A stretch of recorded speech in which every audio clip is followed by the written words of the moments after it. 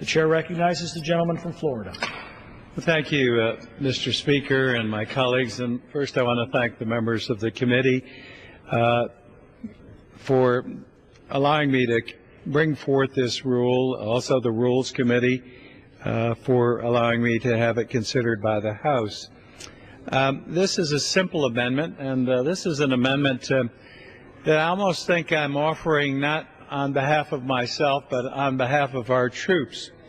I usually don't get involved in armed services matters, but I did have the opportunity to visit our troops in Afghanistan in March of some weeks past. And I was out in some of the forward operating positions in Afghanistan, and I asked the troops a question. You know, sometimes you can get a few minutes of quiet time with our troops that are serving us out there in those dangerous areas. And I said, when I return to Congress, what could I do to help you do a better job? What would assist you? And every one of them said to me, Mr. Mica, could you change the rules of engagement? And so I'm offering this amendment on their behalf and on behalf of all the servicemen and women who should be able to defend themselves in hostile areas.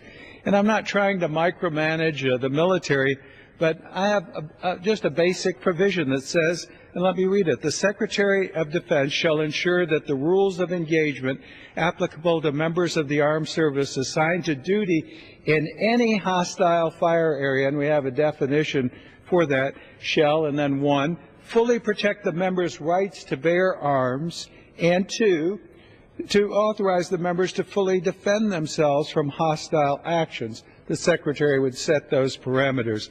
This is my amendment. I believe that implementing a successful counter-insurgency strategy should not come at the cost of needlessly increasing American or coalition military casualties. If we ask members of our armed forces to risk their lives to protect the home front, we must do all we can to help them with the material and the options and the ability to preserve their lives to fight on our behalf in hostile areas.